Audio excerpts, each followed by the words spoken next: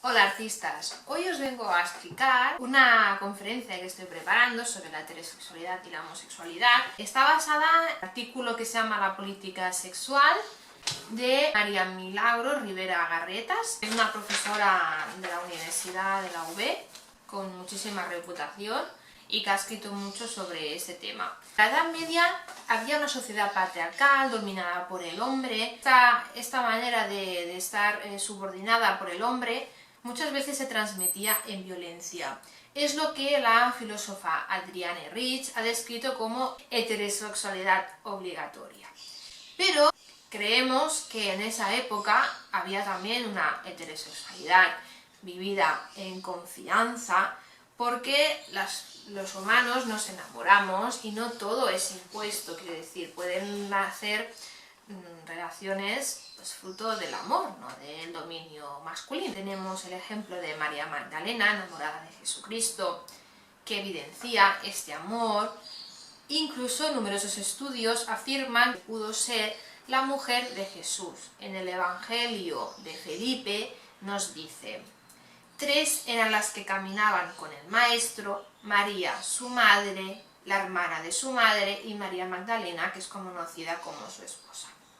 Hay diversas teorías sobre la traducción de la palabra esposa, pero el hecho de que María Magdalena estuviera presente en los momentos más importantes de la vida de Jesús evidencia que podría ser su mujer. Por ejemplo, está identificada como la mujer adúltera que Jesús perdona.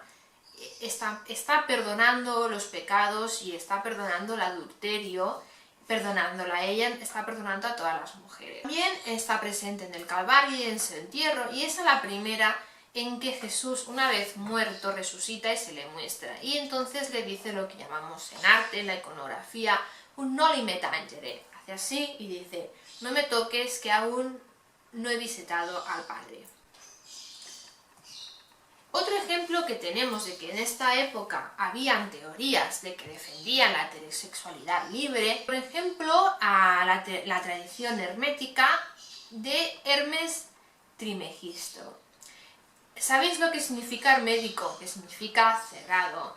Por lo tanto, la palabra hermético viene de esta tradición, porque fue una filosofía oculta para gente iniciada, y en la época medieval se conoció gracias al libro Asclepius, a finales del siglo IV, y no fue traducida hasta el humanismo.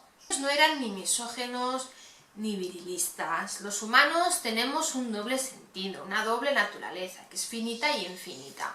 El cuerpo humano, hay un vínculo sagrado entre su alma y su cuerpo, que es lo que llamamos una sacra nexo. El amor entre los sexos es considerado un misterio reflejo de la eternidad de la creación, y la heterosexualidad es necesaria para la continuidad de la especie humana en la Tierra. En la Europa del siglo XII, el filósofo Bernardo Silvestre comentó y glosó la tradición hermética en su cosmografía. Explica los principios que alma y cuerpo son armonías y no hay jerarquías, y que la heterosexualidad es sagrada porque es principio de vida y elemento de la creación divina. También tenemos el libro El Cantar de los Cantares, supuestamente de Rey Salomón, que habla del amor entre mujeres y hombres con lenguaje espiritual y sensual. Dice: bésame con los besos de tu boca, porque más embriagantes que el vino son tus amores. Suave es el perfume de tus bálsamos, tu nombre mandado de aceites aromáticos, por eso te aman las doncellas. También otros que reunieron parte de la tradición hermética fue Alberto Magno. Dijo que la heterosexualidad no debería ser jerárquica y no vinculada con el poder y el dominio sobre lo femenino y la materia. También tenemos una historia muy popular en la época, Eloísa y Pedro Abelardo. Él fue un clergo muy importante y era una aristócrata muy culta, que ellos defendieron el amor que tenían entre ellos. Incluso ella se quedó embarazada sin estar casada y lo obligaron a casarse, y él acabó castrado. Por lo tanto, acabó ganando esas personas que imponían una heterosexualidad obligatoria. Un hecho curioso es que ahora mismo están enterrados juntos en el cementerio de Père Lachaise en Francia. También, por último, tenemos el ejemplo de los cátaros y cátaras de los siglos XII hasta el XIV que lucharon contra la Iglesia, contra la Inquisición. Más adelante explicaré por qué sucede esto, y practicaron una heterosexualidad vivida con muchísima libertad.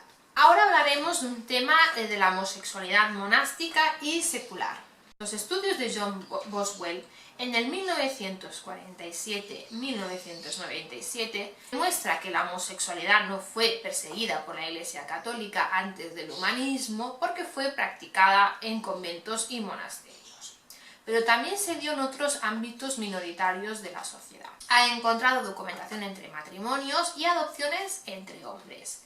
Estos pactos tuvieron la aprobación de la Iglesia e incluso hacían rituales invocando santos que tuvieran una relación similar. Un ejemplo de esta homosexualidad podríamos encontrarlos en la relación que tuvieron Jesucristo y su discípulo favorito Juan Evangelista.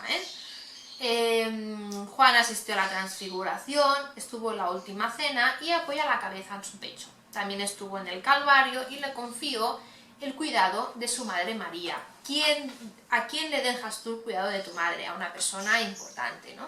En la iconografía se dice que Juan apoya su cabeza sobre su pecho y vemos cómo esta iconografía con el tiempo va cambiando hasta llegar a la última cena de Leonardo da Vinci, que Leonardo da Vinci nos está dando a entender de que este Juan que le representa es muy femenino. Los demás son con barba, calvos, con el pelo cortado como un hombre, y este tiene el pelo largo y tiene facciones femeninas e incluso es muy blanco. Los monasterios masculinos, esta relación les recordaba a lo que lo unía a los monjes con su abad, dándole a esta relación filial un fuerte tono erótico. Eran relaciones de amistad espiritual. Alrededor de Ripons, aproximadamente entre 1110-1167, uno de los gays más famosos de la Edad Media, escribió un libro de espiritual amistía que desarrolló el concepto de la amistad, el amor carnal y el amor espiritual no son inseparables. También hay que decir que esta iconografía de Juan, como en aquellos momentos la homosexualidad no estaba perseguida por la Iglesia, los hombres podían demostrar sus amistades cariñosas sin a lo mejor ser homosexuales. No sabemos qué teoría podría ser la cierta. Quiero decir, a lo mejor Jesús se mostraba abierto, era un amigo, y como en ese momento no había que demostrar la masculinidad que hoy en día aún se persigue, quizá ellos mostraban su amistad libremente sin miedo a que fueran interpretados como homosexuales, porque no pasaba nada. No sabremos nunca qué teoría es la cierta, si es que ellos vivían una libertad homosexual, eran homosexuales, o bien eran amigos y no tenían miedo a que la gente pensara lo que era, porque era una cosa normal y corriente. Otro aspecto que también tenemos relacionado con los evangelios sería la visitación de la Virgen María a su prima Santa Isabel, estas embarazadas y las dos vírgenes, una virgen y la otra infértil porque es mayor, incluso su marido Zacarías, cuando se da cuenta de que ya está embarazada, se queda mudo.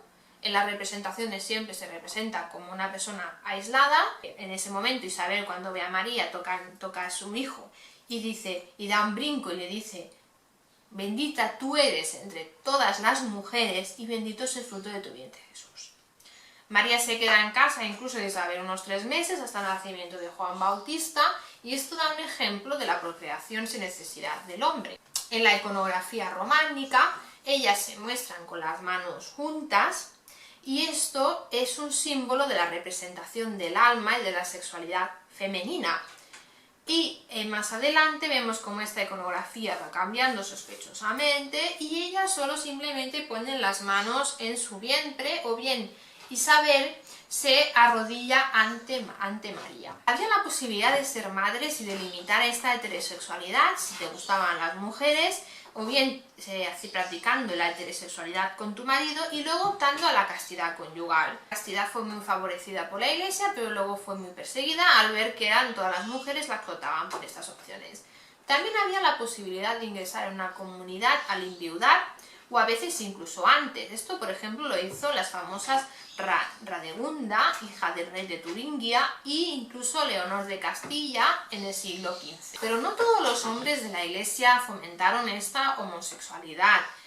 Agustín de Hipona estuvo en contra, dijo que el amor que se pesabais unas a las otras debería ser solo espiritual y no carnal, y San Leandro de Sevilla criticó el amor entre mujeres, condenando la risa femenina, asociándola a la lujuria. A partir del siglo XIV, las personas vinculadas al poder perdieron el sentido de la alegoría. La alegoría es decir una cosa con otra, una metáfora. Las mujeres decían que se reunían y hacían un vuelo espiritual, pero más adelante este vuelo fue interpretado como vuelo de las brujas. Incluso en el año 906 se escribió un canon, el Canon Episcopi, que era un documento eclesiástico que contenía abundantes referencias sobre la brujería. Negó la existencia de estas brujas con realidades físicas porque fue que era una cosa inventada, no eran realidades. Pero todo se precipitó cuando llegó el Papa Inocencio III. Este fue un enemigo de la libertad de la mujer y la homosexualidad a gran escala. Luchó contra las herejías cátara y albigense, porque ellos, como ya he mencionado anteriormente, vivían una heterosexualidad muy libre y ellos esto no lo defendían. Él autorizó las torturas como método de obtener confesiones. Inocencio IV, el que vino posterior, autorizó las torturas como método de obtener confesiones y la pena de muerte en la hoguera, entre otras barbaridades.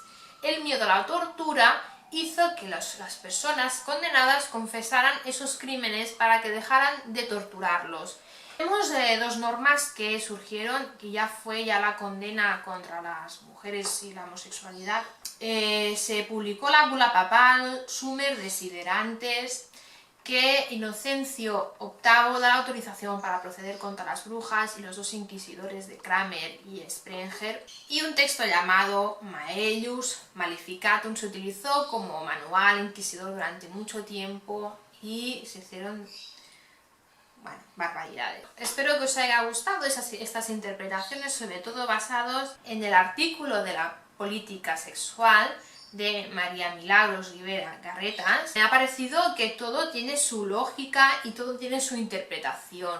Es una época que tenemos poca documentación porque ya se encargaron los inquisidores de hacernos cambiarnos toda la historia y no sabemos ciertamente lo que pasó, pero hemos podido ver como con ejemplos la heterosexualidad no era tan patriarcal como se creía. Ejemplos de personas que lucharon por defender el amor entre hombres y mujeres de manera normal, de manera bonita, de manera romántica y sin violencia a la mujer, lo más importante. Y también hemos visto que existía la homosexualidad, que fue permitida por la Iglesia, pero que luego ya con la Inquisición todas estas cosas se prohibieron y se persiguieron. Hasta el próximo vídeo, artistas.